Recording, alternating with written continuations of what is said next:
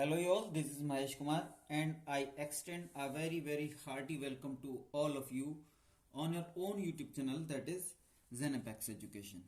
Okay, Zenepex Education. In this video, we are going to study about the history section of UP Triple SC PET. Okay, हम इस video में study करने वाले हैं history section की, जो कि UP triple S C PET में पूछा जाता है। देखिए, वैसे आपका सिलेबस सारा है, लगभग सारी हिस्ट्री इन्होंने कवर की है। बस यही है जो एक मेन फर्क पड़ेगा, वो ये कि यूपी ट्रिपल एस सी जो पैट है वो बहुत कोई डीप लेवल की, बहुत बड़े लेवल की परीक्षा नहीं है, बल्कि इसमें एक बेसिक लेवल की जानकारी आपसे चाहिए होती है। ओके, जो एग्जामिनर है उनकी जो मंशा है इस एग्जाम के पीछे वो सिर्फ इतनी है कि वो आपकी जो बेसिक लेवल की अंडरस्टैंडिंग है वो समझ सकें। इसलिए इसका जो कठिनाई स्तर है वो क्लास 12 रखा गया है। ओके, कक्षा 12 तक का जो कठिनाई स्तर है आपके हिस्ट्री सब्जेक्ट का वो इसका रखा गया है। और वैसे अगर आप देखेंगे तो इसमें पूरी हिस्ट्री है। ओके, सिंधु घाटी सभ्यता से शुरू होकर के और स्वतंत्रता आंदोलन तक सारी जो आपकी हिस्ट्री है वो कवर होती है। ओके, लेकिन बस वही चीज़ है कि कठिनाई स्तर ज़्यादा ना होने की वजह से हमें बहुत ज़्यादा डीप नहीं जाना। ओके, तो चलिए शुरुआत करते हैं इंडस वैली सिविलाइजेशन से। ओके, सिंधु घाटी सभ्यता जिसे हम कहते हैं, या अगर हम शॉर्ट में कहें तो हम इसको आईवीसी भी कहते हैं। Okay, IVC. तो आईवीसी क्या थी? देखिए, हम अगर बात करें तो ये पहली चीज तो ये कि ये एक नगरीय सभ्यता थी। ओके, कैसी सभ्यता थी? ये एक नगरीय सभ्यता थी, मतलब पूरी तरह से शहरों में ये निवास करते थे लगभग। हालांकि गांव भी थे लेकिन उतने ज्यादा नहीं थे। मेनली इसमें जो जोर था वो शहरों पे ही था। ओके, तो पहली चीज तो ये कि एक नगरीय सभ्यता थी। और जैसा कि एक नगर में होता है, बेसिकली जो एक नगर की अर्थव्यवस्था होती है वो जो मोस्टली डिपेंड करती है वो व्यापार पर करती है। तो वैसे ही इसकी सभ्यता जो थी, ये सभ्यता जो थी, इसकी अर्थव्यवस्था भी पूरी तरह से लगभग व्यापार पे डिपेंड करती थी, ट्रेड पे डिपेंड करती थी। हालांकि उसके साथ साथ खेती भी की जाती थी। ओके, लेकिन जो मुख्य व्यवसाय था सिंधु घाटी सभ्यता का वो आपका व्यापार था। ओके, अगर हम सिंधु घाटी सभ्यता की खोज की बात करें तो इसकी खोज 1921 में दयाराम साहनी ने की थी। ओके, दयाराम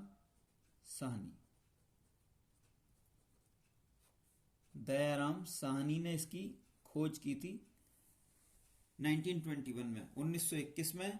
और इस समय जो ये आपका डिपार्टमेंट था, ASI department, archaeological survey of India, तो इसके जो हेड थे वो जॉन मार्शल थे। ओके, जिस डिपार्टमेंट के अंडर में ये आईवीसी की खोज की गई थी, उस डिपार्टमेंट के जो अध्यक्ष थे उस टाइम, जो महानिदेशक थे, वो जॉन मार्शल थे, डायरेक्टर जनरल। अगर हम सिंधु घाटी सभ्यता की कुल पीरियड की बात करें तो लगभग 750 साल का पीरियड है ये। ओके, लगभग 750 साल का। और इसको ऑलमोस्ट 3 इक्वल पार्ट्स में बांटा जा सकता है। 250 साल के लगभग 3 पार्ट्स में बांटा जा सकता है इसको। ओके, 250 साल के 3 पार्ट्स में इसको बांटा जा सकता है। और इन 250 साल के जो 3 पार्ट्स हैं, इनके बेस पे आप ये कह सकते हैं कि जैसे ये आपका बीच में आ रहा है तो ये मिडिल फेज, और जो सबसे पहले आ रहा है वो अर्ली फेज, और जो सबसे बाद में आ रहा है वो लेटरल फेज। मतलब जो सबसे पहले का टाइम था वो प्रारंभिक सभ्यता, और जो बीच में आ रहा है वो मध्यकाल की जो सभ्यता थी उसकी, और जो लास्ट में आ रहा है वो लास्ट फेज, जो आखिरी चरण था इस सभ्यता का। तो जो पहले 250 साल थे उसमें इस सभ्यता का विकास हुआ, और अगले 250 साल में ये अपने चरम पे रही, और फिर अगले 250 साल में जो लास्ट 250 साल थे लगभग इसके, उसमें इसका डिके हुआ, उसमें इसका कहीं ना कहीं क्षरण हुआ। ओके, तो इस तरह से कुल 750 साल का पीरियड है ये, जो कि शुरू होता है 2500 BC से। ओके, 2500 BCE से शुरू होता है, before Christ. Okay, before Christian era भी हम इसको कह सकते हैं। 2500 BCE से शुरू होता है और 1750 BCE तक चलता है। ओके, अगर इसका टाइम पीरियड आपसे पूछा जाए तो आपको ये याद रखना है कि इसका जो समय था वो लगभग 2500 BCE से शुरू हुआ और 1750 BCE तक ये चला, है ना। जैसे आप आगे देखेंगे, फिर इसके बाद आता है वैदिक पीरियड, और वैदिक पीरियड की जो शुरुआत मानी जाती है वो लगभग 1500 BCE से मानी जाती है। तो दोनों के बीच में ऑलमोस्ट 250 साल का टाइम लैप्सेशन है। ठीक, तो ये एक नगरीय सभ्यता थी। व्यापार इसका मेन व्यवसाय था, इस यहाँ के लोगों का जो मेन व्यवसाय था वो व्यापार था। और इसको सिंधु घाटी सभ्यता या हड़प्पा सभ्यता कहा जाता है। उसकी वजह यही है क्योंकि हड़प्पा सभ्यता तो इसलिए कहा जाता है क्योंकि जो पहला यहाँ का स्थल था जिसकी खुदाई की गई वो आपका हड़प्पा था। ओके, तो हड़प्पा पहला उत्खनित स्थल होने की वजह से ये हड़प्पा सभ्यता कहलाती है। हड़प्पा जो है आपके वो वर्तमान पाकिस्तान में जो पंजाब है उसके रावी नदी के तट पर स्थित है। ओके, वर्तमान पाकिस्तान वाले पंजाब में रावी नदी के किनारे हड़प्पा स्थित है। और हड़प्पा ऐसा पहला स्थान था जिसकी खोज की गई थी। 1921 में दयाराम साहनी ने जहां खुदाई कराई थी उस स्थल का नाम ही हड़प्पा है। ओके, तो हड़प्पा सभ्यता इसलिए भी कहलाती क्योंकि हड़प्पा पहला स्थल था। दूसरी चीज या जो इसका दूसरा नाम है वो सिंधु सभ्यता है, सिंधु घाटी सभ्यता है। और उसकी वजह यह है कि जो मेन रिवर है उस फील्ड की, उस एरिया की जो मेन रिवर है वो आपकी सिंधु घाटी है, सिंधु है। ओके, तो मेन सिंधु नदी के किनारे किनारे या उसकी घाटी में बहुत सारे जो हड़प्पा कालीन स्थल हैं, सिंधु जो ये सभ्यता है इसके जो स्थल हैं वो बहुत सारे पाए जाते हैं। और बाकी जो रिवर्स हैं जिनके किनारे पाए जाते हैं वो भी अधिकतर आपकी इसी रिवर की यानी सिंधु रिवर की सहायक नदियां हैं। तो इसीलिए इसी नदी के नाम पर ये सभ्यता सिंधु घाटी सभ्यता या सिंधु सभ्यता कहलाती है। ओके, अगर हम इसकी लंबाई चौड़ाई की बात करें तो पहली चीज तो ये कि इसकी शेप ऑलमोस्ट, अगर हम देखें, अगर हम ये वेस्ट माने, देखिए अगर ये वेस्ट है और ये ईस्ट है, ओके, तो इसकी शेप ऑलमोस्ट आपकी ये इस तरह की बनती है।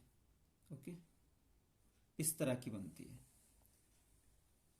ओके, तो इस शेप में जो आपका सबसे वेस्टर्न पॉइंट है, ये जो वेस्टर्न मोस्ट पॉइंट है ये सुत कांगेडोर पड़ता है, सुत कांगेडोर। ओके, सुत कांगेडोर पड़ता है जो कि इस समय के पाकिस्तान में है, लगभग ईरान के पास जाकर के। दाश्क नदी एक पड़ती है वहां, दाश्क नदी के किनारे ये स्थल स्थित है और सुत कांगेडोर इसका नाम है और ये वेस्टर्न मोस्ट पॉइंट है। ऐसे ही अगर हम ईस्टर्न मोस्ट पॉइंट की बात करें तो ईस्टर्न मोस्ट पॉइंट ये आपके लिए और भी ज्यादा इंपॉर्टेंट हो जाता है क्योंकि ये उत्तर प्रदेश में स्थित है। ओके, इसका नाम है आलमगीरपुर, आलमगीरपुर। ये वर्तमान के आपके मेरठ जिले में स्थित है और हिंडन नदी के किनारे पर स्थित है। ओके, वर्तमान मेरठ के हिंडन नदी के किनारे पर स्थित है, आलमगीरपुर इसका नाम है। ये ईस्टर्न मोस्ट पॉइंट है। ऐसे ही अगर आप नॉर्दर्न मोस्ट पॉइंट देखेंगे तो नॉर्दर्न मोस्ट पॉइंट आपका मांडा कहलाता है, मांडा। ओके, ऐसे ही सदर्न मोस्ट पॉइंट जो है वो आपका सदर्न मोस्ट पॉइंट आपका महाराष्ट्र में स्थित है। ओके, और इसका नाम दायमाबाद है, दायमाबाद। ओके, और ये महाराष्ट्र में स्थित है। ओके, इसकी शेप जो है ये थोड़ा सा ज्यादा इधर को कोना निकल गया, अदरवाइज यहाँ ऑलमोस्ट बहुत कम इधर को झुकाव है इसका। तो इसका ऑलमोस्ट जो शेप है वो त्रिभुजाकार है और इसमें लगभग 13 लाख स्क्वायर वर्ग किलोमीटर एरिया आता है। ऑलमोस्ट 13 लाख स्क्वायर किलोमीटर में सिंधु घाटी सभ्यता फैली हुई थी, उसका विस्तार था। ओके, ईस्ट टू वेस्ट अगर हम देखेंगे तो इसकी लंबाई लगभग 1600 किलोमीटर थी। ओके, ईस्ट टू वेस्ट, यहाँ से यहाँ लंबाई इसकी लगभग 1600 किलोमीटर थी। और अगर नॉर्थ साउथ हम इसका विस्तार देखेंगे तो वो लगभग 1100 किलोमीटर थी। ओके, अगर हम वैसे बात करें कि आज के किस किस देशों में इसका विस्तार था, तो वर्तमान यानी आधुनिक काल के अगर हम देशों को देखें तो भारत, पाकिस्तान और अफगानिस्तान, इन 3 देशों में इसका विस्तार था। ओके, भारत, पाकिस्तान और अफगानिस्तान, इसमें अधिकतर जो स्थल हैं वो भारत या फिर पाकिस्तान में मिलते हैं, अफगानिस्तान में बहुत कम है। ओके, अगर हम भारत में भी जो वर्तमान राजनीतिक स्थितियां हैं उनके हिसाब से देखें तो वर्तमान भारत के जम्मू कश्मीर राज्य में, पंजाब में, हरियाणा में, राजस्थान में, गुजरात में, महाराष्ट्र में और यूपी में सिंधु घाटी सभ्यता के स्थल पाए जाते हैं। ओके, ध्यान से सुनिए फिर से एक बार, जम्मू कश्मीर, पंजाब, हरियाणा, राजस्थान, गुजरात, महाराष्ट्र और यूपी। ओके, अगर आप चाहें तो शॉर्ट में आप लिख भी सकते हैं JNK।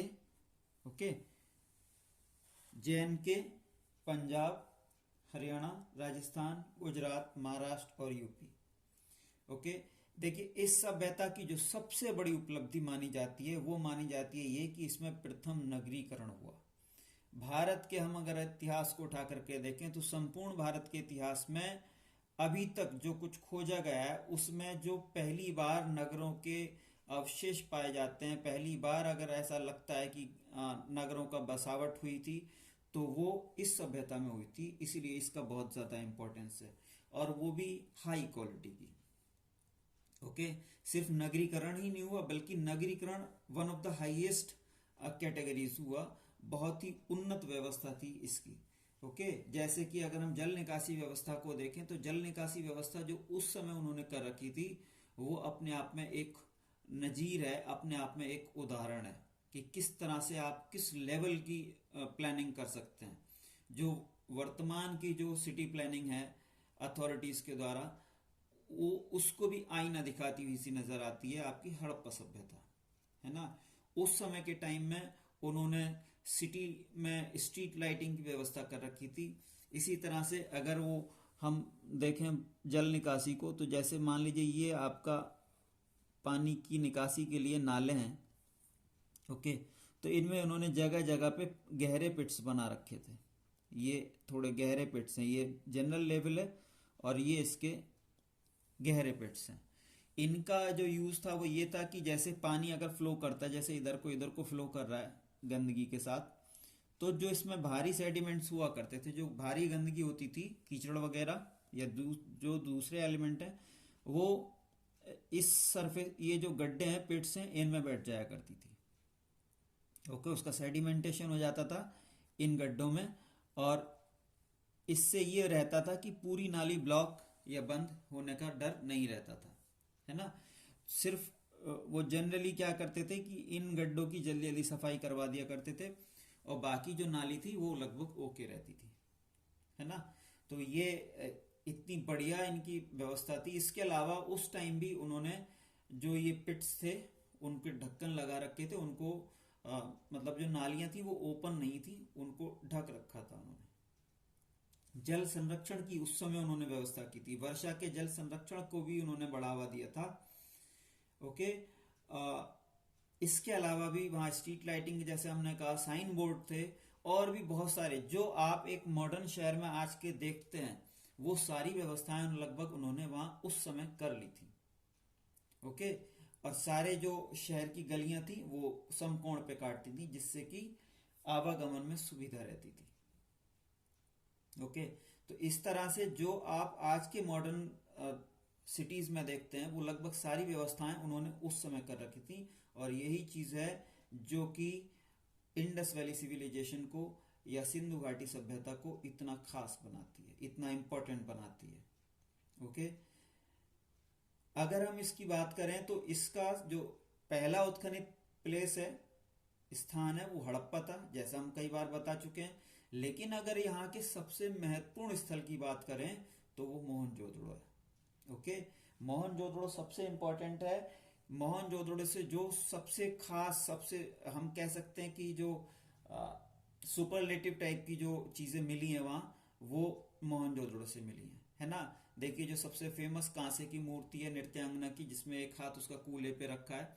ओके, कांसे की मूर्ति है, बहुत छोटी सी 4-5 इंच की मूर्ति है सिर्फ वो, लेकिन बहुत फेमस है, लॉस्ट वैक्स टेक्निक से बनाई गई है। ओके, तो वो भी आपकी मोहनजोदड़ो से मिली है।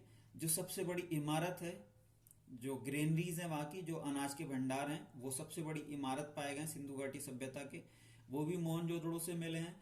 जो स्नानागार आपने सुना होगा वो भी मोहनजोदड़ो से मिला है। इसके अलावा एक जो साधु या किंग जो है, उसकी मूर्ति जो है वो भी आपकी मोहनजोदड़ो से मिली है। तो अधिकतर जो बड़े बड़े प्लेस हैं, अधिकतर जो इम्पोर्टेंट चीजें हैं यहाँ की, वो मोहनजोदड़ो से मिली है। इसलिए सबसे जो इम्पोर्टेंट प्लेस है यहाँ का, वो मोहनजोदड़ो हो जाता है। ओके, राखी गढ़ी अब सबसे बड़ा प्लेस माना जाता है इस सभ्यता का। अभी तक जो सबसे बड़ा प्लेस माना जाता था वो मोहनजोदड़ो माना जाता था, लेकिन अब ऐसा नहीं माना जाता। और हरियाणा में जो एक स्थान स्थित है जिसका नाम है राखीगढ़ी, वो इस सभ्यता का सबसे बड़ा प्लेस माना जाता है। ओके, अगर हम यहाँ की लिपि की बात करें तो यहाँ की लिपि जो है वो गोमूत्रिका लिपि कही जाती है, जिसको बॉस्ट्रोफेदम भी कहते हैं। ओके, बॉस्ट्रोफेदम लिपि भी कहते हैं इसको। और इस लिपि की विशेषता यह है कि ये लिपि इस तरह से लिखी जाती थी, जैसे मान लीजिए आपने इधर से लिखना शुरू की, तो आप लिखते लिखते इस इधर जाएंगे, यहाँ लाइन एंड हो जाएगी, तो यहीं से फिर इधर को शुरू हो जाएंगे और फिर लिखते आएंगे इस तरह से। अब यहाँ लाइन फिर एंड हो गई तो फिर से आप इधर को लिखना शुरू कर देंगे, तो इस तरह से कंटिन्यूस चलती थी। ओके, इस लिपि को बॉस्ट्रोफेदम लिपि कहते हैं। ओके, अगर यहाँ के अंतिम संस्कार की बात करें तो यहाँ अंतिम संस्कार में जो आज तीनों जो मेन प्रचलन हैं वो उस समय पाए जाते हैं। वो सिंधु घाटी सभ्यता में तीनों एलिमेंट पाए जाते हैं।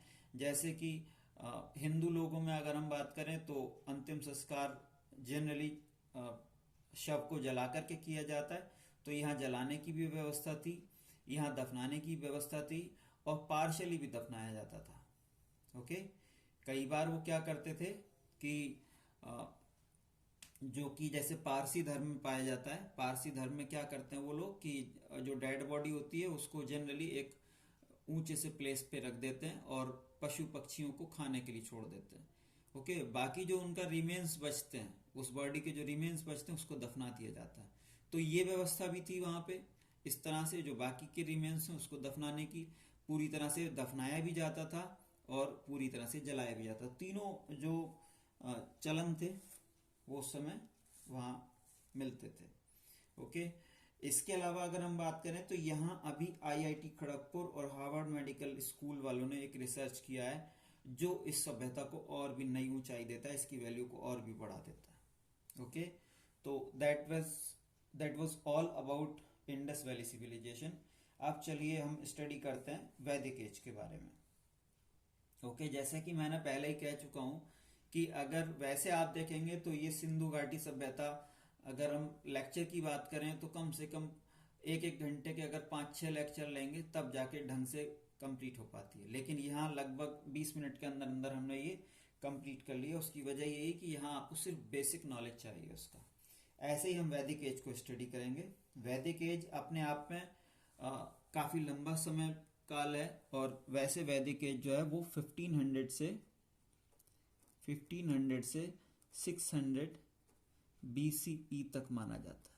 ओके, टाइम पीरियड का ध्यान रखिएगा, 1500 से 600 BCE तक, यानी बिफोर क्राइस्ट। ओके, तो ये इसका समय पीरियड है जो कि 900 साल होता है ना, 900 साल का समय काल है इसका। और इसमें से जो पहले 500 साल का समय है वो ऋग्वैदिक काल कहलाता है। ओके, पहले 500 साल का यानी 1500 से कोई 1000 साल तक का जो समय है वो आपका ऋग्वैदिक काल माना जाता है, ऋग्वैदिक काल। ओके, ये ऋग्वैदिक काल माना जाता है। और इसके बाद जो है जो शुरू होता है वो उत्तर वैदिक काल उसको कहा जाता है। ऋग्वैदिक काल और उत्तर वैदिक काल में जो मुख्य अंतर है वो ये है कि ऋग्वैदिक काल में जो कुछ सामाजिक चीजें थी वो कम थी, जैसे कि वहां पे वर्ण आश्रम वर्ण व्यवस्था नहीं थी। वर्ण व्यवस्था जिसके अंतर्गत सारी हिंदू कम्युनिटी को 4 ब्रॉड कैटेगरीज में बांटा जाता है। सारे हिंदू या जो वैदिक सभ्यता के लोग थे उनको 4 ब्रॉड कैटेगरीज में बांटा जाता है, 4 वर्गों में बांटा जाता है, जैसे कि क्षत्रिय, ब्राह्मण, क्षत्रिय और आपके वैश्य और शूद्र। ओके, तो इन चारों वर्गों में जिसको बांटा जाता है वो व्यवस्था ऋग्वैदिक काल में नहीं थी, ऐसा माना जाता है। ओके, अगर हम इसके विस्तार की बात करें तो इसका विस्तार सप्त सैंधव प्रदेश से, ओके, सप्त सैंधव प्रदेश से इसका विस्तार जो था वो लगभग बंगाल तक हो गया था। ओके, मतलब पूरे वैदिक काल में सप्त सैंधव प्रदेश से और बंगाल तक। ओके, बंगाल तक इसका विस्तार था। तो सप्त सैंधव प्रदेश की अगर हम बात करें तो वही जो सिंधु घाटी का जो रीजन है वहां से लगभग ये शुरू होता है। 7 नदियां वहां टोटल बहती हैं, तो उन 7 नदियों को सप्त सैंधव कहा गया है और वहां से लेकर के इसका विस्तार लगभग आपका बंगाल तक था। ओके, तो बंगाल तक इसका विस्तार था और इस सारे एरिया को अलग अलग नामों से जाना जाता है। देखिए, बहुत ही जो शुरुआती स्टेज थी उसको सप्त सैंधव क्षेत्र कहा जाता है और ये माना जाता है कि जो आपका ऋग्वेद था उसकी जो रचना हुई वो सप्त सैंधव क्षेत्र में हुई, यानी जो पंजाब और उसके आसपास का एरिया है वहां इसकी रचना की गई, ऐसा माना जाता है। उसके बाद फिर अगर हम सप्त सैंधव क्षेत्र से और दिल्ली के आसपास तक की बात करें, हरियाणा के आसपास तक की, तो इस क्षेत्र को ब्रह्मावर्त नाम दिया गया था। ओके, नाम ध्यान रखिएगा, ब्रह्मावर्त नाम दिया गया था। और उसके बाद अगर हम दिल्ली से लगभग और बात करें दोआब की, गंगा यमुना का जो दोआब है, तो यहां तक का जो क्षेत्र था वो आपका ब्रह्मर्षि कहा जाता था। ओके, ब्रह्मर्षि क्षेत्र। इसके बाद अगर हम इसके और आगे चलते हैं तो मध्य देश कहा जाता था। पूरा जो आपका हिमालय था, हिमालय से और विंध्याचल के जो बीच का जो क्षेत्र कहलाता है ये पूरा मध्य देश कहलाता था। ओके, और अगर संपूर्ण उस क्षेत्र की बात करें जो कि आर्यों की सभ्यता के अंतर्गत आता है, आर्यों के निवास के अंतर्गत आता है, तो उसको हम आर्यावर्त कहते थे। यानी जो आर्यावर्त है वो कवर करेगा आपका बंगाल से लेकर और सब सैंधव तक का, यानी जो पाकिस्तान में चला गया पंजाब का एरिया उसको भी शामिल किया जाएगा। ओके, तो ये सारा एरिया जो था ये आर्यावर्त कहलाता था। इसके अलावा अगर हम विंध्याचल से ऊपर का जो पूरा भारत का एरिया है उसकी बात करें तो उसको उत्तरापथ कहते थे और इससे दक्षिण का जो हिस्सा था भारत का उसको दक्षिणापथ कहते थे। ओके, तो इस तरह से कुछ इसका डिवीजन था। इसमें एक बहुत ही महत्वपूर्ण घटना हुई और इसको हम कहते हैं दशराग्य युद्ध। ओके, दशराग्य युद्ध बहुत ही फेमस एक घटना मानी जाती है, दशराग्य युद्ध।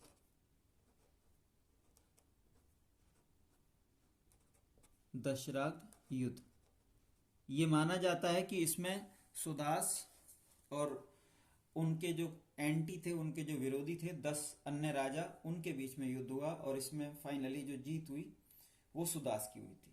ओके, तो अगर कोई क्वेश्चन पूछा जाता है इससे रिलेटेड तो आपको ध्यान रखना है कि कौन जीता था, तो राजा सुदास जीते थे। जो उनके अपोजिट वाले 10 राजा थे उनके जनरली नाम भी हमें नहीं पता। ओके, तो सुदास राजा जीते थे। इससे जुड़ी कुछ और जो मेन चीजें हैं वो कुछ ऐसे हैं। गाय इसमें बहुत ही इंपॉर्टेंट पशु माना जाता है और गाय को अघन्य कहा गया है। जैसे कि आज भी हिंदू सभ्यता जो है, मोस्टली जो हिंदू सभ्यता ड्रॉ करती है चीजों को, जो एलिमेंट्स लिए जाते हैं हिंदू सभ्यता के अंतर्गत, वो आज भी वैदिक सभ्यता से लिए जाते हैं, खासतौर से यज्ञ और उससे जुड़े हुए जो दूसरे विश्वास हैं। ओके, तो बहुत सारे ऐसे एलिमेंट्स हैं जो कि एज इट इज लगभग आज भी हिंदू धर्म में विद्यमान है, और वो सीधे सीधे लिए गए वैदिक एज से। ओके, जैसे गाय की जो पवित्रता है, गाय को अघन्या कहा गया है, गाय को दूहने वाली बेटी को दोहित्री कहा जाता था।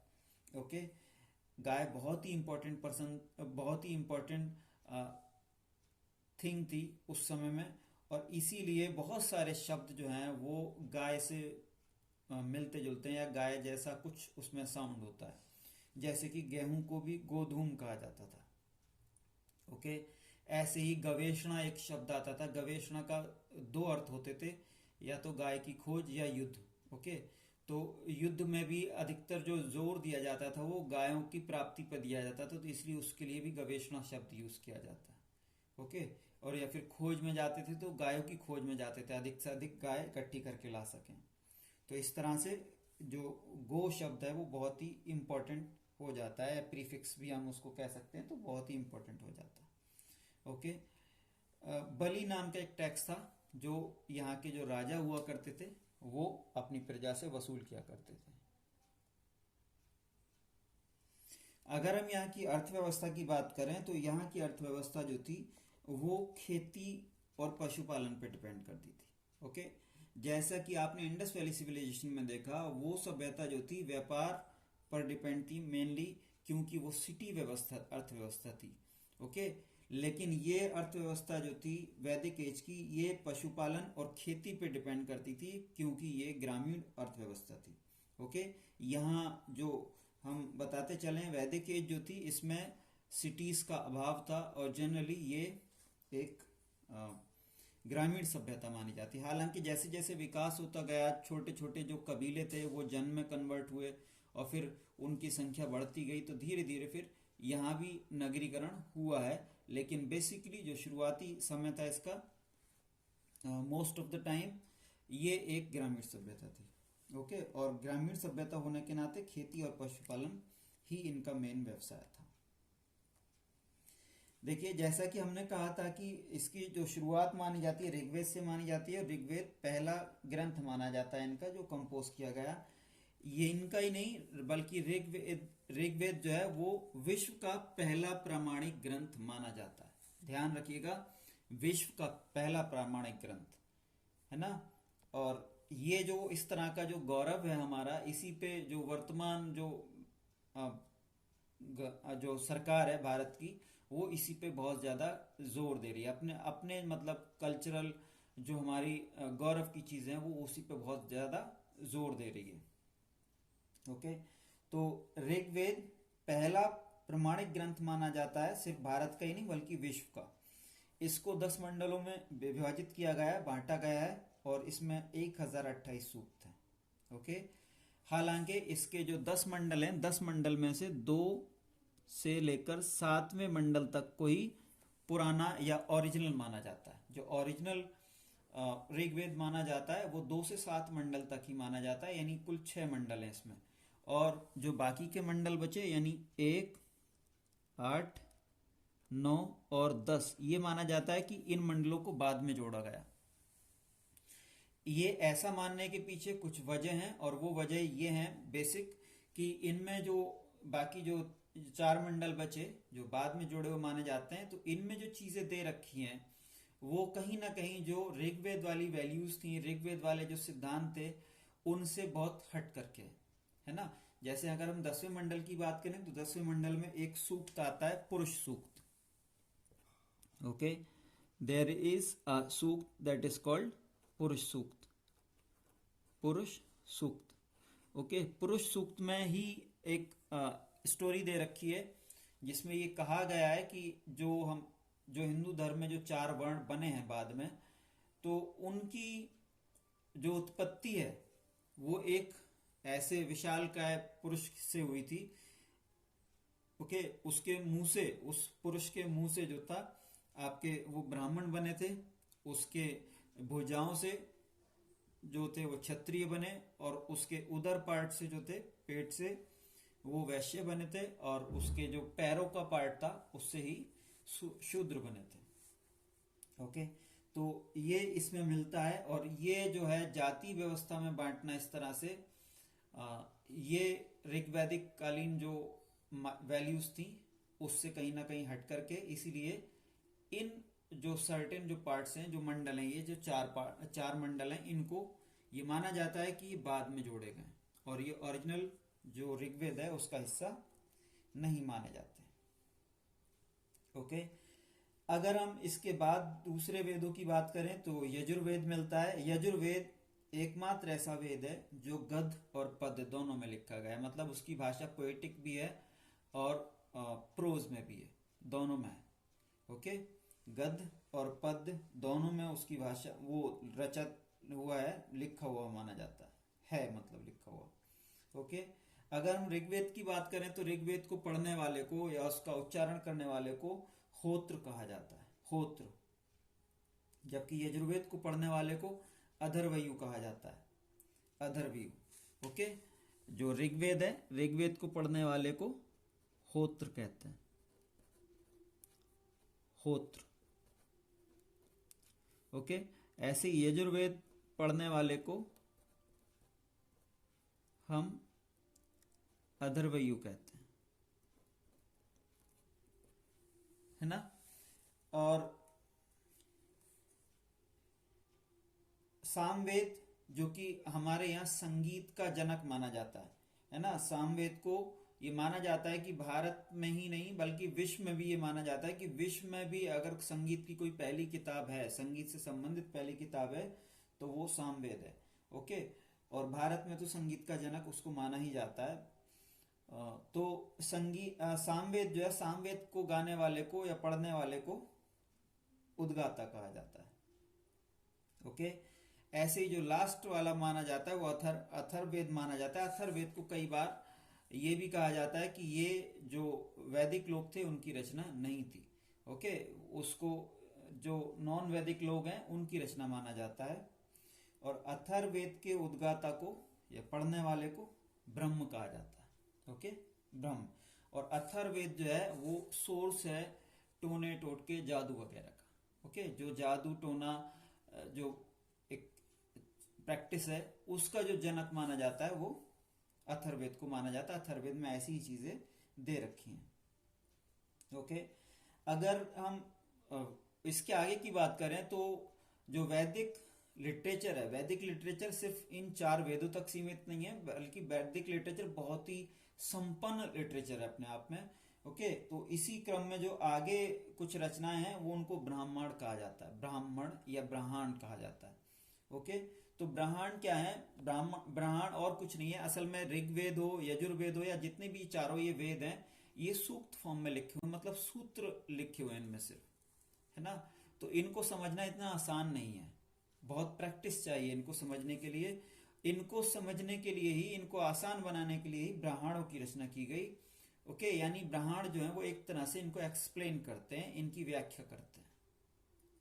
ओके, तो ब्राह्मण लिखे गए, ब्राह्मण के बाद फिर आरण्यक लिखे गए। आरण्यक बहुत ही डीप टाइप की फिलॉसफी है ना। और आरण्यक जो नाम है वो इसीलिए इसका पड़ा, आरण्यक का मतलब होता है जंगल से। ओके, आरण्यक जो हैं इनका मतलब होता है जंगल से, यानी कहीं ना कहीं ये इस बात को डिनोट करते हैं कि अगर आपको आरण्यक को समझना है तो आपको जंगलों में जाना पड़ेगा। It means they require very high kind of concentration, है ना। उनको समझने के लिए आपको बहुत ज्यादा फोकस की जरूरत है, कंसंट्रेशन की जरूरत है। और वो फोकस हासिल करने के लिए, वो कंसंट्रेशन हासिल करने के लिए आपको जंगल जाना पड़ेगा, जंगलों में जाना पड़ेगा और वहां जाकर के तपस्या करनी पड़ेगी। मतलब वहां एकांत में जाकर के आपको पढ़ना पड़ेगा, जिससे कि वहां किसी तरह का डिस्टरबेंस ना हो, है ना। तो आरण्यक रचे गए। आरण्यक के अलावा जो है उपनिषद मिलते हैं। उपनिषद देखिए कई बार होता क्या है, जो मॉडर्न जैसे कई सारे हमारे धार्मिक आंदोलन चले, चाहे वो आपके अंबेडकर साहब ने चलाया हो या इससे पहले ज्योतिबा फूले ने चलाया हो, साउथ के भी पेरियार एटसेट्रा जो थे, कई सारे महान संत हुए जिन्होंने धर्म सुधार आंदोलन चलाए। ओके, उनको कहीं ना कहीं ब्राह्मण विरोधी आंदोलन भी कहते हैं। हालांकि ब्राह्मण विरोधी ना होकर के वो कहीं ना कहीं जो उनका एलिमेंट था बेसिकली वो सुधार से था। तो ये जो आंदोलन चले, इनके पीछे जो मेन वजह थी वो यही थी कि अ, वो जो चार जो वर्गों में बांटा गया था पुरुष सूक्त में, तो उसके अगेंस्ट थे ये, कहीं ना कहीं उससे जो जाति व्यवस्था बनती थी उसके अगेंस्ट थे। तो उसमें अक्सर ये आरोप लगाया जाता था कि ये सारे जो लिटरेचर है, वैदिक लिटरेचर, ये सभी गलत है, झूठ है। ओके, इसके सिद्धांत सही नहीं है, मतलब जो सही थे वो भी उन्होंने रिजेक्ट कर दिए, जो सही नहीं थे वो भी रिजेक्ट कर दिए, सब एक साथ रिजेक्ट कर दिए। लेकिन मैं जो यहाँ कहना चाह रहा हूँ वो ये कि उपनिषद जो पार्ट है इसको किसी ने रिजेक्ट नहीं किया। क्यों? क्योंकि उपनिषद पार्ट बहुत ही एक अलग टाइप का लिटरेचर है। ओके, उपनिषदों में लॉजिक और रीजनिंग पे जोर दिया गया है। ओके, और भारतीय फिलॉसफी की जो जड़ माने जाते हैं, जो मूल माने जाते हैं, वो उपनिषद माने जाते हैं। कुल 108 उपनिषद हैं ये माना जाता है, और इसमें से कुछ बहुत ही इंपॉर्टेंट है ना, जैसे कि एक मुंडक उपनिषद है। मुंडक उपनिषद में आपके सत्यमेव जयते जो सेंटेंस है वो दे रखा है, जो कि भारत का नेशनल सेंटेंस है। ओके, मुंडक उपनिषद में सत्यमेव जयते मिलता है। ओके, यहीं पर आपको उपनिषदों में ही चतुर्थाश्रम व्यवस्था ही मिलती है। चतुर्थाश्रम मतलब जो लाइफ को पूरे 100 ईयर्स की मान लिया गया था। ये माना गया था कि किसी व्यक्ति की जो मैक्सिमम एज होती है वो 100 ईयर्स होती है, तो 100 ईयर्स को ही 4 बराबर भागों में डिवाइड किया गया था। पहले 25, फिर अगले 25, फिर 25, फिर 25, है ना। तो पहले 25 जो थे वो स्टडी वगैरह के लिए, अपने शरीर को मजबूत बनाने के लिए, एबिलिटीज हासिल करने के लिए कर दिया था। और नेक्स्ट 25 को गृहस्थाश्रम बना दिया, और उसमें जो था एक मैरिड लाइफ के लिए कहा गया। उसके बाद फिर सन्यास, मतलब ये जो चीजें हैं इनको बिल्कुल छोड़ा जाएगा, और फिर वानप्रस्थ, है ना।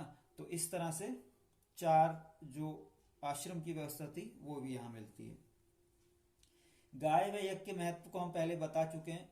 धीरे धीरे यही जो महत्व था ये कहीं ना कहीं बनता गया, स्पेशली कुछ और वजहों में तब्दील हो गया।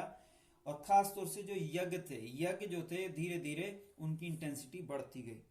बढ़ने के साथ साथ एक समय ऐसा भी आया कि उनमें बहुत सारे जानवरों की बलि दी जाने लगी, है ना। लेकर के कीड़े मकोड़ों से, सांप वगैरह से लेकर के, और युवाओं तक की बलि दी जाने लगी। जो ह्यूमन बीइंग्स है उनकी भी बलि दी जाने लगी, है ना।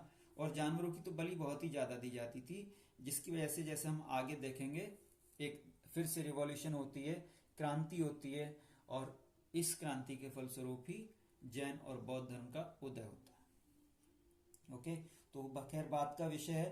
पहले हम देख लेते हैं कि आखिरकार और इसके ऐसे कौन से एलिमेंट्स है जो कि इंपॉर्टेंट है। तो गाय व यज्ञ का बहुत महत्व था, पहली चीज। दूसरी चीज ये कि इसमें 8 प्रकार के विवाह बताए गए, है ना। 8 प्रकार के विवाह बताए गए, और इनमें से 4 विवाह अच्छे माने जाते थे, 4 विवाह खराब माने जाते थे। मैं आपको खराब वाले विवाह बता रहा हूं पहले। असुर, राक्षस, पिशाच, और आपका गंधर्व विवाह। ओके, गंधर्व विवाह मतलब जहाँ की लव मैरिज की जाती थी। और बाकी जो ही थे ये सब जबरदस्ती, जोर जबरदस्ती से, या जबरदस्ती किसी लेडी के साथ मिलन करने से, ओके, सेक्सुअल रिलेशनशिप बनाने से उसके साथ कुछ इस तरह से थे, अलग अलग। तो बहुत ज्यादा डिटेल में आपको जाने की जरूरत नहीं है, बस इतना याद रखना जरूरी है। असुर विवाह, राक्षस विवाह, और पिशाच विवाह, और गंधर्व विवाह, ये विवाह गलत माने जाते थे। जो अच्छे माने जाते थे वो थे आपके दैव विवाह, आर्ष विवाह, प्रजापत्य विवाह आदि। ओके, ये 4 विवाह अच्छे माने जाते थे, और 4 विवाह खराब माने जाते थे। 8 प्रकार के कुल विवाह कहे गए हैं। 4 आश्रम, जैसे हम बता चुके हैं, 4 आश्रम में पूरी लाइफ को बांटा गया था, बहुत ही अनुशासित जीवन रखा गया था। 16 संस्कार थे। ओके, जो कि पहला संस्कार आपका गर्भाधान संस्कार माना जाता है, और लास्ट संस्कार आप जानते हैं अंतिम संस्कार कहा जाता है ना। तो पहले 2 संस्कार तो जन्म से पहले पहले ही हो जाते थे। ओके, लास्ट संस्कार जो है आपका अंतिम संस्कार है, और अंतिम संस्कार से ठीक पहले वाला यानी 15वां संस्कार जो है वो विवाह संस्कार है ना। यानी विवाह से पहले पहले 14 संस्कार हो जाते। अगर हम इनके देवताओं की बात करें तो इनका मतलब जो ऋग्वेद काल था, स्पेशली ऋग्वेद काल का जो मुख्य देवता था वो इंद्र था। ओके, ऋग्वेद काल का मुख्य देवता इंद्र था और जो मुख्य नदी थी वो सिंधु थी। ओके, जैसा हमने कहा कि ये इसकी जो रचना थी ऋग्वेद की वो सब सिंध प्रदेश में हुई। सब सिंध प्रदेश की सबसे बड़ी सबसे इंपॉर्टेंट रिवर जो है वो आपको पता है कि सिंधु है। ओके, वही मेन रिवर है, जैसे कि हड़प्पा सभ्यता में वही थी। ओके, तो इसलिए हड़प्पा सभ्यता को भी जो अधिकतर जाना जाता है वो सिंधु घाटी सभ्यता के नाम से जाना जाता है। तो ऐसे ही वैदिक काल की भी जो सबसे इंपॉर्टेंट नदी थी वैसे वो सिंधु थी।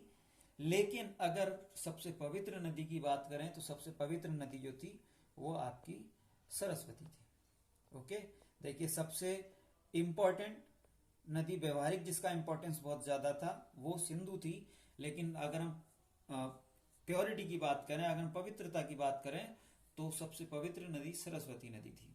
ये ठीक वैसा ही है जैसे कि अगर हम वर्तमान की दक्षिण भारत की नदियों को देखें तो दक्षिण भारत की सबसे बड़ी सबसे इंपॉर्टेंट नदी गोदावरी मानी जाती है। ओके, गोदावरी बहुत सारे इंडस्ट्रियल एरियाज भी हैं उसके आसपास और बहुत बड़ी वैली बनाती है वो, जिसमें खेती वगैरह के लिए भी बहुत सारा जमीन अवेलेबल कराती है अपने लोकल के पीपल को वहां के। ओके, तो वैसे जो सबसे इंपॉर्टेंट और सबसे बड़ी नदी है साउथ की वो गोदावरी है। लेकिन जो दक्षिण की गंगा कही जाती है, जो दक्षिण की सबसे पवित्र नदी मानी जाती है वो कावेरी मानी जाती है। ओके, तो कुछ कुछ ऐसा ही महत्व यहाँ पर था सिंधु नदी का और सरस्वती नदी का आपस में जो संबंध था लगभग ऐसा ही था। मुख्य देवता इंद्र हो गए। ओके, सरस्वती नदी को इसलिए देखिए नदीतमा कहा जाता था। व्हाट? नदीतमा। ओके, सरस्वती नदी को नदीतमा कहा जाता था,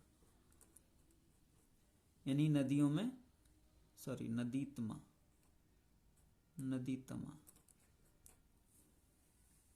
ओके, यानी नदियों में सबसे पवित्र। इसके अलावा भी कुछ और लिटरेचर है जो उत्तर वैदिक काल से संबंधित है मोस्टली, जैसे रामायण। रामायण की रचना भी माना जाता है कि उत्तर वैदिक काल में हुई और इसमें 24,000 श्लोक हैं। ओके, रामायण में 24,000 श्लोक हैं, ये ध्यान रखिएगा। विषय तो आप जानते ही होंगे, राम, भगवान राम की कहानी से संबंधित है। और दूसरा जो इम्पोर्टेंट रचना मानी जाती है उत्तर वैदिक काल की वो महाभारत मानी जाती है। महाभारत में इस समय 1,00,000 श्लोक है।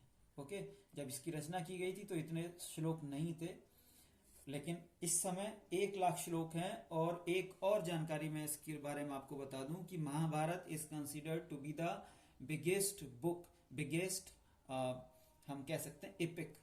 ओके, सबसे बड़ा ग्रंथ माना जाता है अपने जो लेंथ है उसके हिसाब से विश्व का। महाभारत सबसे बड़ा ग्रंथ है, सबसे बड़ा महाकाव्य है। 1,00,000 श्लोक है इसमें। ओके, इसके अलावा कुछ और इसके साथ साथ कुछ हम कह सकते हैं फिलोसफिकल ब्रांचेस का उदय हुआ उत्तर वैदिक काल में, जिनमें की मुख्य हैं आपके सांख्य। सांख्य जो था कपिल ने रचना की। ओके, सांख्य की रचना कपिल ने की। कपिल के साथ सांख्य को जोड़ करके देखा जाता है, कपिल सांख्य। ओके, ऐसे ही गौतम के साथ न्याय को जोड़ करके देखा जाता है। गौतम ने न्याय।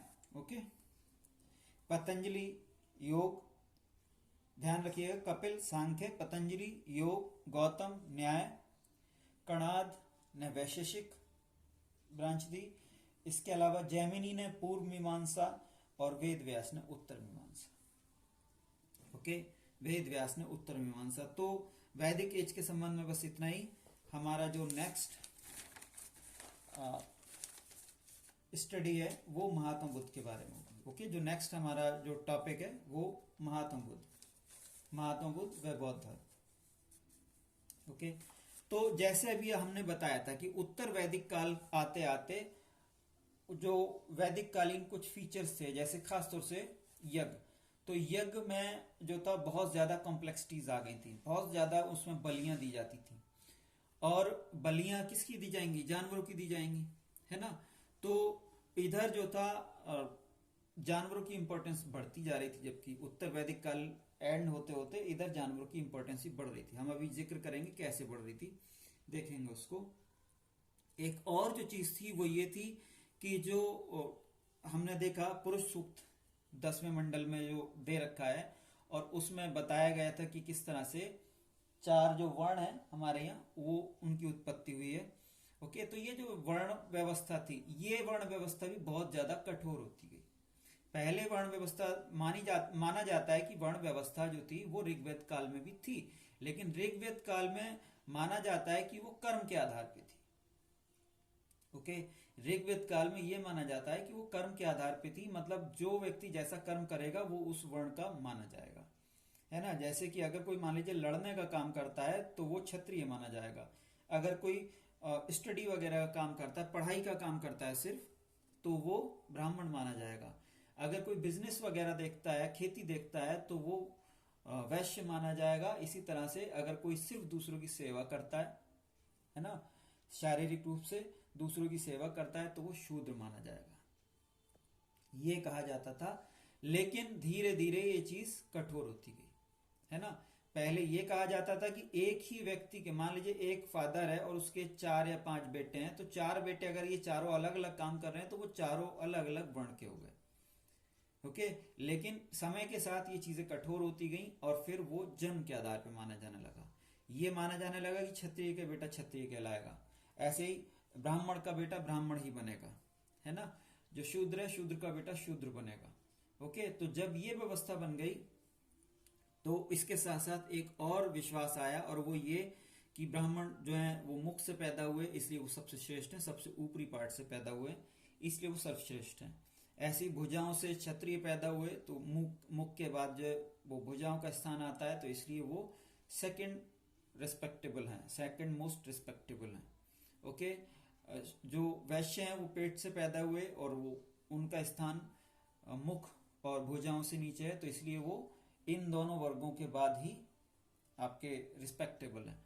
और शूद्र क्योंकि पैरों से पैदा हुए तो वो सबसे कम रिस्पेक्टेबल हैं, और उनका काम है इन सब जो ऊपर के 3 वर्ण हैं उनकी सबकी सेवा करना। उन्हें जो प्रॉपर्टी थी, प्रॉपर्टी राइट से भी अलग रखा गया, और ये माना गया कि बस उनके लिए उतनी प्रॉपर्टी जरूरी है जो उनके पेट भरने के लायक सफिशिएंट हो। ओके, बाकी एक्स्ट्रा पैसा जो है उसको कलेक्ट करने का उन्हें कोई राइट नहीं है। तो ये जो विश्वास थे, प्लस जो भी हमने बताया कि जो यज्ञ व्यवस्था थी, यज्ञ व्यवस्था समय के साथ ज्यादा कॉम्प्लेक्स होती गई, और उसमें बलियां जो थी उनकी जो मात्रा थी, संख्या थी, वो लगातार बढ़ती गई, और बलि दी जाती थी जानवरों की, और जानवरों का जो महत्व था वो कृषि के साथ जुड़ा हुआ था सीधा सीधा, है ना। उस समय आज के जैसे ट्रैक्टर्स या दूसरे संसाधन तो थे नहीं, तो सारा काम जो था जानवरों के द्वारा होता था, है ना। जानवरों की हेल्प से खेतों को जोता जाता था, उन्हीं के हेल्प से हार्वेस्टिंग की जाती थी, सारे कामों में जानवर चाहिए थे खेती के।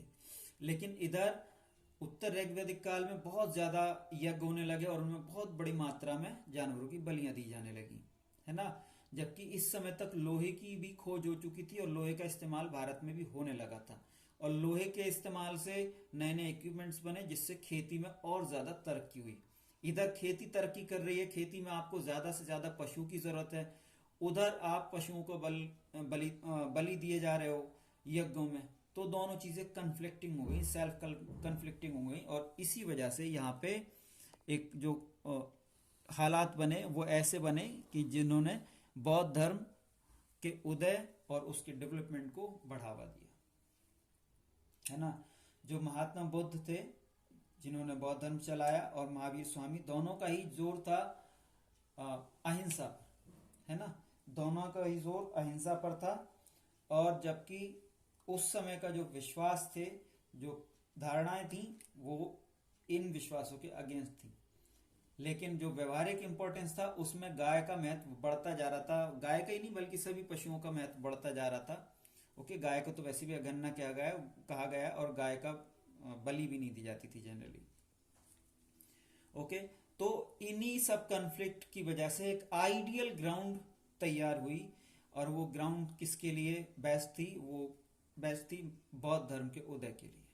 बौद्ध धर्म के जो प्रिंसिपल्स थे उनके हिसाब से बिल्कुल सही हालात थे उनके फलने फूलने के लिए। ओके, इसलिए जब महात्मा बुद्ध ने बौद्ध धर्म चलाया तो उसको एक इंस्टेंट सफलता मिली, इंस्टेंट सपोर्ट मिली उसको। ओके, और बहुत सारे राजे महाराजे भी उसमें तुरंत शामिल हुए। देखिए, राजे महाराजे इसलिए शामिल हुए क्योंकि जितने भी राजा थे वो सब क्षत्रिय वर्ग में आते थे, है ना।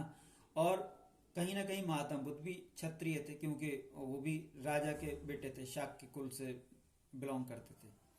ओके, तो महात्मा बुद्ध के साथ डबल उनका इंटीग्रेशन हुआ। पहली चीज तो वो खुद भी क्षत्रिय थे महात्मा बुद्ध, दूसरी चीज वो एक ऐसा मूवमेंट चला रहे थे जिसमें कि ब्राह्मणों की जो सुपीरियरिटी थी, सो कॉल्ड सुपीरियरिटी, जो वो जिसका दावा खुद किया करते थे स्पेशली, वो जो सुपीरियरिटी थी उसको चैलेंज किया जा रहा था, उसको चुनौती दी जा रही थी।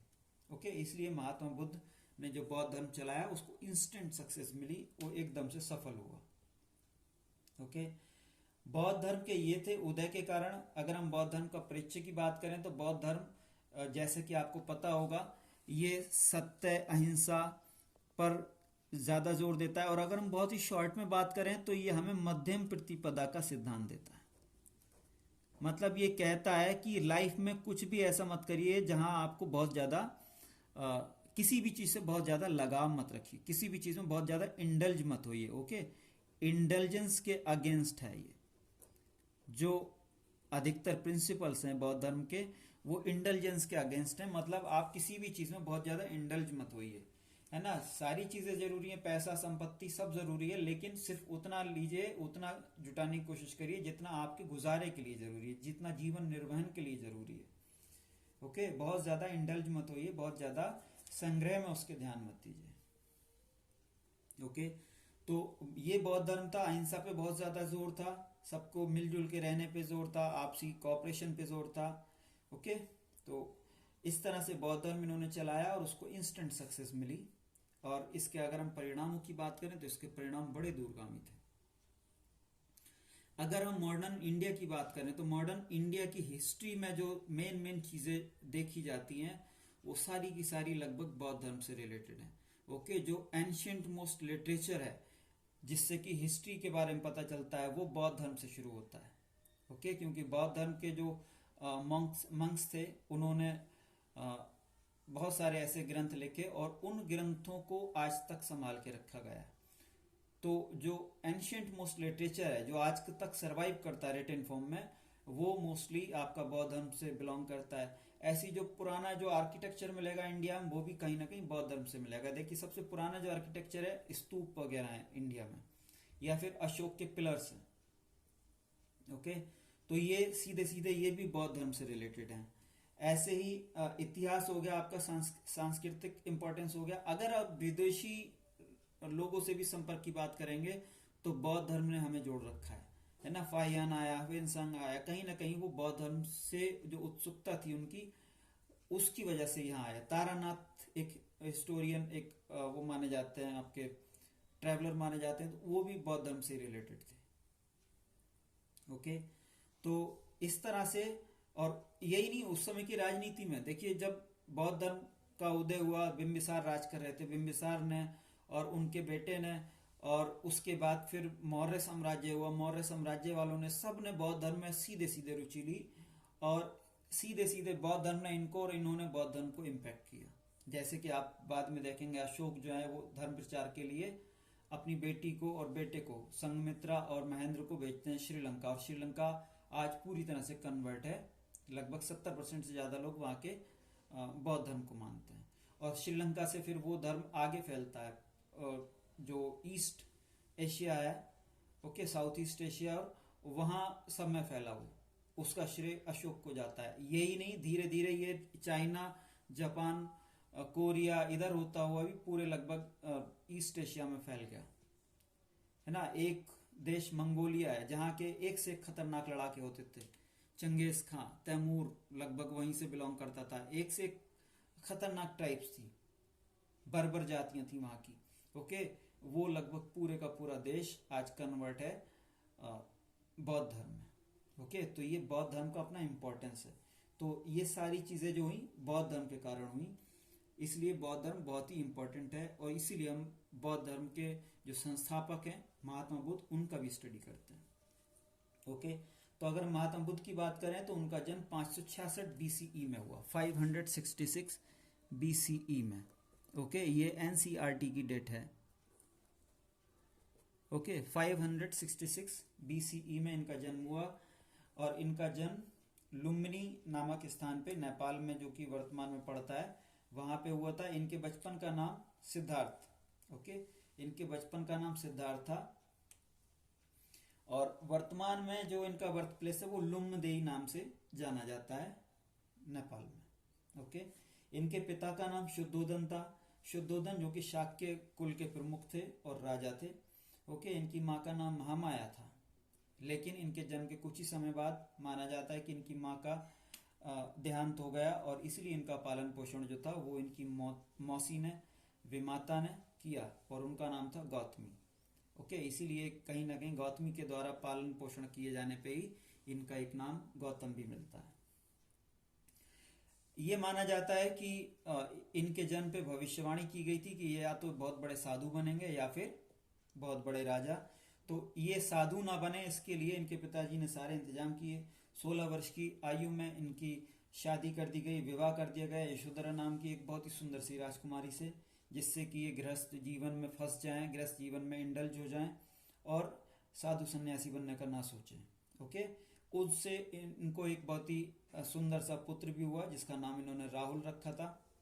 ओके, लेकिन ये सब चीजें भी महात्मा बुद्ध को रोक नहीं सकी और ऐसे हालात बने कि 29 साल की उम्र में उन्होंने आखिरकार घर छोड़ दिया, घर का त्याग कर दिया। ये घर का त्याग करने की घटना बहुत ही फेमस घटना मानी जाती है और इस घटना को नाम दिया जाता है महाभिनिष्क्रमण। ध्यान रखिएगा, महाभिनिष्क्रमण।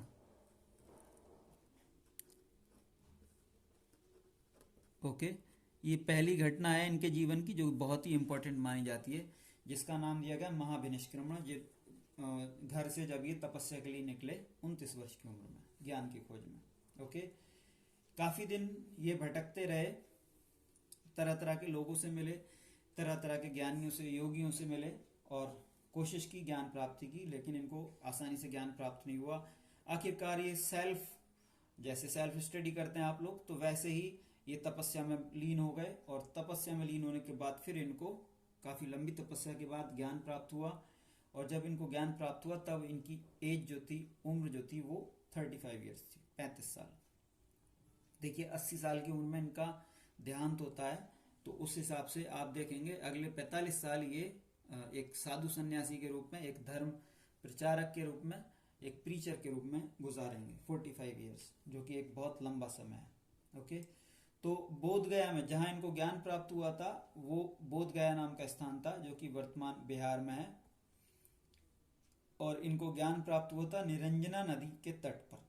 निरंजना नदी के तट पर इनको ज्ञान प्राप्त हुआ। वट वृक्ष था, उसके नीचे इनको ज्ञान की प्राप्ति हुई। बोध गया में वट वृक्ष के नीचे निरंजना नदी तट पर इनको ज्ञान की प्राप्ति हुई।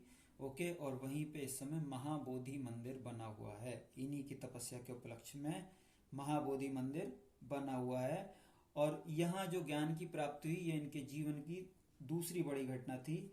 इस घटना को संबोधि कहा जाता है। ओके, ये इनके जीवन की बड़ी 4 घटनाएं इनके जीवन में मेन मानी जाती हैं, उनमें से ये दूसरी थी और इसको संबोधि कहा गया है। ओके, इसके बाद अगर हम बात करें तो इन्होंने अपना पहला जो उपदेश दिया वो ऋषिपत्तन नाम का स्थान है सारनाथ वाराणसी में। ओके, सारनाथ वाराणसी में इनका पहला लेक्चर था, पहला जो उपदेश था वो हुआ और ये जो पहले उपदेश की इनकी घटना थी इसको धर्म चक्र प्रवर्तन कहा जाता है।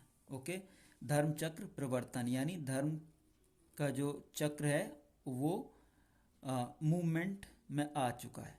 ओके, धर्म चक्र प्रवर्तन, और ये इनके जीवन की तीसरी बड़ी घटना थी। ओके, तीसरी बड़ी घटना धर्म चक्र प्रवर्तन सारनाथ में। और इन्होंने भाषण जो दिए थे, जनरली ये उस एरिया में रहते थे, रहे बिहार और ईस्टर्न उत्तर प्रदेश, और वहाँ पे पाली भाषा का उस समय बहुत प्रचलन था। इसलिए इन्होंने अधिकतर अपने जो भाषण दिए, अपने जो हम कह सकते हैं धर्म प्रचार किया, वो पाली भाषा के माध्यम से किया, क्योंकि ये अपनी बात आम आदमी तक पहुंचाना चाहते थे। इसलिए इन्होंने आम भाषा जो थी उसी को प्रमोट करने की कोशिश की। देखिए यहाँ एक और योगदान था ये बौद्ध धर्म का भाषा के विकास में, है ना। बाकी जो वैदिक धर्म था, वैदिक धर्म की जो मुख्य भाषा थी वो संस्कृत थी, और अधिकतर जो ब्राह्मण रहे हैं उनका ये जोर था कि जो भी धर्म से संबंधित काम किए जाएं वो सब संस्कृत में किए जाए, क्योंकि संस्कृत जो है वो देवताओं की भाषा है, देव भाषा है। ओके, तो जितने भी ऐसे काम किए जाएं वो संस्कृत में किए जाएं, लेकिन संस्कृत आम आदमी को नहीं आती थी। ओके, क्षेत्रीय भाषाएं ज्यादा प्रचलित होती थी आम लोगों में, और आज भी वो हैं। तो इसीलिए महात्मा बुद्ध ने अपने जो धर्म था उसके प्रचार के लिए पाली भाषा को चुना, जो कि उस क्षेत्र की आम भाषा थी। ओके, तो इसलिए इन्होंने भाषाओं के विकास में भी बहुत योगदान दिया। जीवन का इनका माना जाता है कि 486 BCE में इनकी मृत्यु हुई, और इनकी मृत्यु की घटना को महापरिनिर्वाण कहा जाता है। ओके, महापरिनिर्वाण, और ये इनके जीवन का चौथी बड़ी घटना थी, यानी लास्ट बड़ी घटना। ओके, महापरिनिर्वाण कहा जाता है इनके मृत्यु को, और इनकी मृत्यु वर्तमान के कुशीनगर जिले में कस्या गांव में हुई।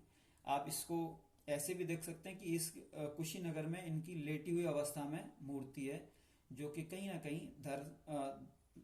दुनिया से इनके जाने को सजेस्ट करती है, मृत्यु को सजेस्ट करती है। ओके, अभी अभी प्रधानमंत्री कुछ दिनों पहले वहां गए थे, और वहां पे एक इंटरनेशनल एयरपोर्ट का निर्माण हो रहा है। असल में जो बौद्ध धर्म से जुड़ी हुई जो मेन प्लेसेस हैं उन सबको एक टूरिस्ट प्लेस के रूप में डेवलप करने की गवर्नमेंट की कोशिशें हैं, प्रयास हैं, और उसकी वजह यही कि बौद्ध धर्म ना सिर्फ इंडिया में बल्कि इंटरनेशनल रूप में बहुत ही फेमस है। ओके, तो इंटरनेशनल टाइप के जो ट्रैवलर्स होते हैं या जो धर्म के लोग हैं, धर्म को मानने वाले लोग हैं, वो यहाँ तीर्थ यात्राओं के लिए आते रहते हैं, तो उनको बेस्ट सुविधाएं मिलें, इसी के लिए जो वर्तमान गवर्नमेंट है भारत की वो कोशिश कर रही है। ओके, और इसीलिए इस पूरे जो क्षेत्र है उसको एक खास प्लान के अंतर्गत डेवलप किया जा रहा है। तो कुशीनगर में उसी प्रयास के तहत वर्तमान सरकार ने इंटरनेशनल एयरपोर्ट का निर्माण किया है। ओके, इनके जन्म, ज्ञान प्राप्ति और मृत्यु, इन तीनों की जो घटना है, ये तीनों जो इंसिडेंट्स हैं, इत्तेफाक से ये तीनों ही वैशाख माह की पूर्णिमा को हुई। ओके, इनका जन्म वैशाख माह की पूर्णिमा को हुआ, इनको ज्ञान भी इसी दिन प्राप्त हुआ और मृत्यु भी इसी दिन हुई। इसीलिए इस पूर्णिमा को यानी वैशाख पूर्णिमा को बुद्ध पूर्णिमा का नाम दे दिया गया है। ओके, इस पूर्णिमा को बुद्ध पूर्णिमा का नाम दे दिया गया है। एक और चीज इनसे जुड़ी हुई जो है, जो बहुत इंपॉर्टेंट है, वो ये है कि इंडिया, जैसे कि आप जानते हैं कि वो एक एटॉमिक पावर है। ओके, तो एटॉमिक पावर होने के नाते 1970 के आसपास लगभग हमने जो था अटल बिहारी सरकार के नेतृत्व में दूसरे परमाणु परीक्षण किए गए थे 1999 या 98 में दूसरे परमाणु परीक्षण किए गए। उससे पहले भी परमाणु परीक्षण इंडिया कर चुका था। ओके, जब इंदिरा गांधी प्राइम मिनिस्टर थी 1974 में।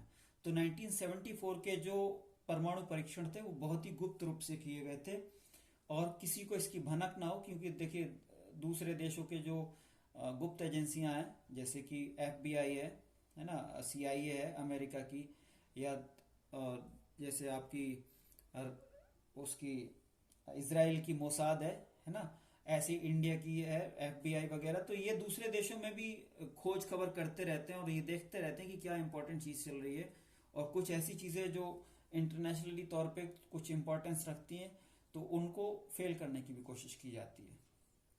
ओके, तो इंडिया का जो एटॉमिक जो बॉम्ब का जो टेस्टिंग प्रोसेस था वो किसी की नजर में ना आए, इसलिए उसको ऐसा नाम दिया गया था।